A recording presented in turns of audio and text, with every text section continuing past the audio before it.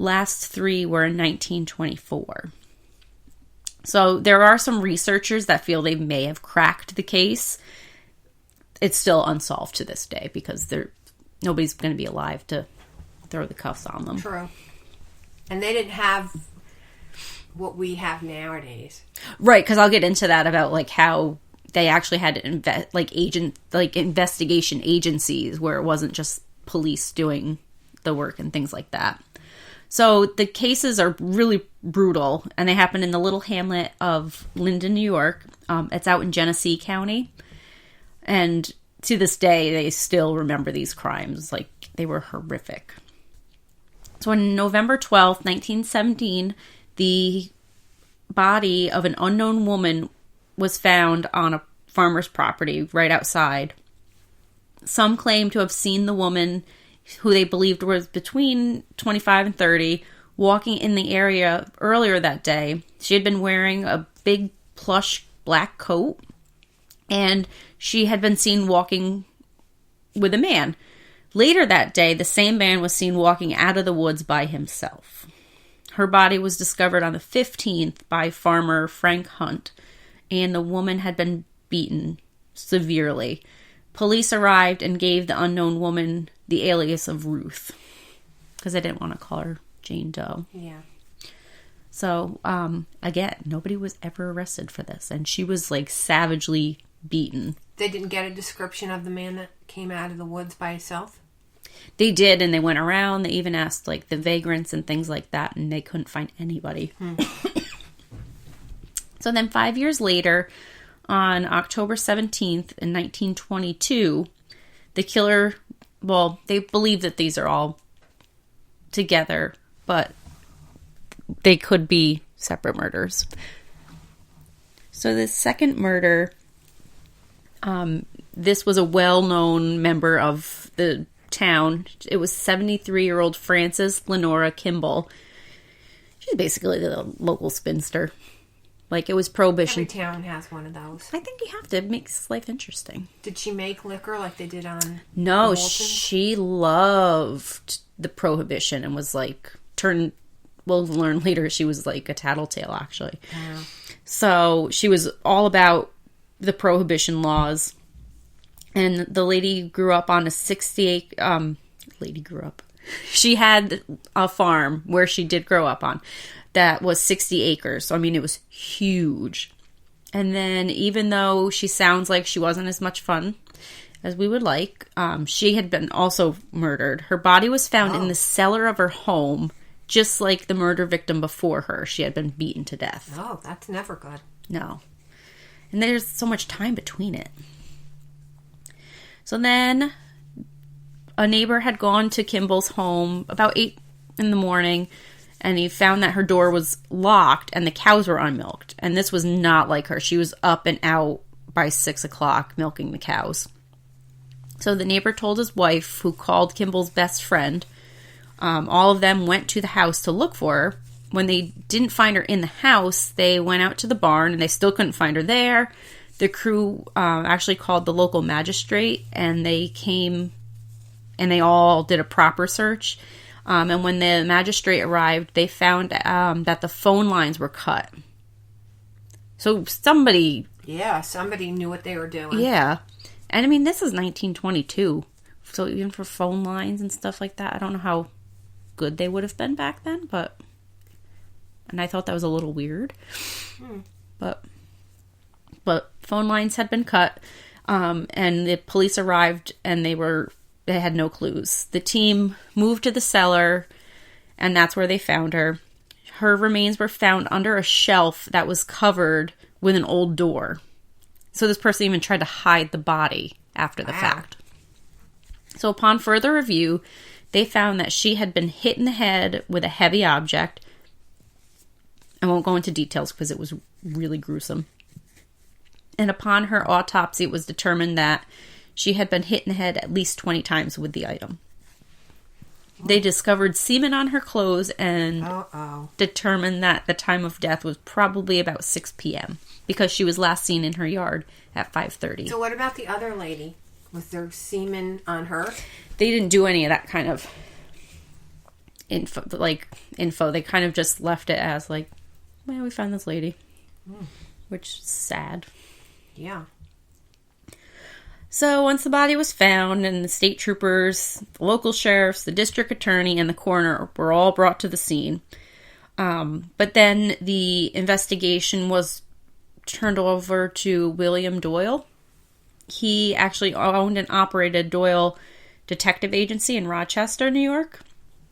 And this was mostly due to the fact that the police crews were so small and they had to cover so much area that it was too intense to investigate the whole town. And now we're going to take a break, and we'll be right back.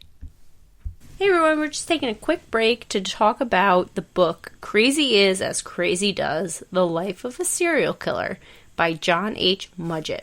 He is an E-Lit Book Awards silver medal recipient for his book. It was amazing. Kelly, he should have got a gold medal for that. I agree. That book was awesome.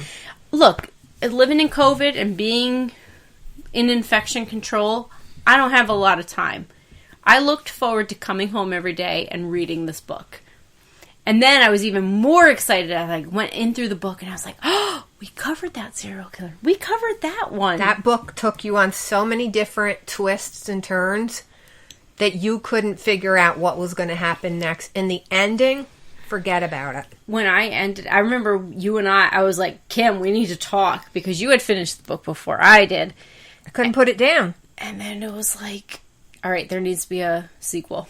There definitely has to be one. It would be amazing if you did a prequel and a sequel, because this looks at a serial killer in his, golden years. Yeah. So just to even find out, I don't know, it was so good. And I've actually reread it because I'm like, I feel like I missed some stuff. But when you were like, I finished it, I was like, damn it, I haven't finished it. But then we had a long discussion about it. It's so good. So please, check it out. Keep watching our social media, because there are going to be 4 chances to win a copy of your very own. But Kim, where can they find the book? Well, they can find the book, Callie, at eBooks on Amazon, or if, you're old school and you want that paper book, you can get it at Barnes & Noble or on Amazon. So we've had the luxury of having both, because we got special signed copies, and we are going to be giving away 4 signed copies ourselves. So look out for social media on how you can win your own copy. We will be releasing those over the next 4 weeks, and we look forward to actually interviewing the author himself. Once again, you can find that on eBooks on Amazon, or if you're into the paperback version, you can get that at Barnes & Noble or Amazon. Thanks, guys. All right. So, without any leads on Kimball's murder, the Batavia Daily News, which is the big newspaper out there, was offering $100, which back in that time had to be... That was a lot of money. I mean... Yeah. For that time. Especially with inflation. So this was going to go to anybody that could lead to an arrest of a killer. On October 21st, Carl Mayers, who was the cousin of the dead woman, had actually been down in the cellar, and he found a pointed rock in the corner. It was a hefty rock that appeared to have had dried blood and gray hair on it. So this was the murder. Pretty obvious. Yep. They're like, so this is the murder weapon. The police and the investigators still had no idea or clues as to who, and at this point they're investigating and they're talking to everybody in town. So, and nothing's turning up. So once it stalled again, the County of Genesee's Board of Supervisors increased the award to $1,000. Wow. So in 1922, that's a lot of money. Yeah. So fast forward, time goes on, there's nothing, no leads or anything like that. March 11th, 1924, another crime scene was discovered. The original murders had still not been solved, and this time it was 3 Linden residents that were brutally murdered. Yeah. Wow. So those residents were Thomas and Hattie Whaley, and Mabel Morse. So the husband and wife owned a home in the middle of the village, and the pair were actually most likely discovered by Mabel, but Mabel walked in at the wrong time. So she worked at a little store that her husband owned, and she had left the store to go visit the Whaleys because she would go every day and get milk. So when she didn't come back, the store employees started to get worried, so they went out looking for her. Well, that poor employee found way more than he ever bargained for. Uh-oh. Yeah. So when he arrived to the Whaley's home, it was on fire. Once firefighters were able to tame the blaze, the bodies had been discovered. The newspaper quickly labeled the murderer as a maniac. Well, I guess back then that was... Maniac, serial killer. So, same difference. Right. So they... he or she, whoever the killer was, had shot the Whaleys and bludgeoned Mabel. Wow. So now we have 3 people who are bludgeoned, and the gun is new, because those other murders were all heavy objects. Right. So what this idiot had done was he or she dragged the bodies. They think that they were all killed in different rooms, and that they were all dragged out into the front room, and they put a carpet over the pile of bodies, and then they doused it in kerosene. So they thought that they were going to just cover up the crime scene. Wow, okay. So... doesn't quite work like that, but... yeah. He still got away with it. That's true. So that's why it's like... you don't have to be mean to people. So they were all in the pile, and it was quickly determined that, again, they had all been dragged in. And then, as the investigators started to unpile them, they saw that the victims had all received a final blow from the handle of a pickaxe. Wow. So somebody had some anger issues. Well, that's what's interesting. So quickly the connections were being made with the Kimball's murder and now the Whaley Morse murders. So George Morse, Mabel's husband, offered $1,000 for the capture of his wife's murderer. Investigators were unable to get any fingerprints that would actually lead to any suspects due to the crime scene being burnt and all that kind of stuff. So rumors quickly developed, and some thought that the murders were linked to robbery because they would be missing their watches, they'd be missing cash and jewelry and things like that. So, okay, now maybe we have a motive. Soon the town was a freaking circus. People wanted to come and see, the looky-loos and all of that stuff. And it's getting in the way. Yeah, and it's the 1920s. It's probably...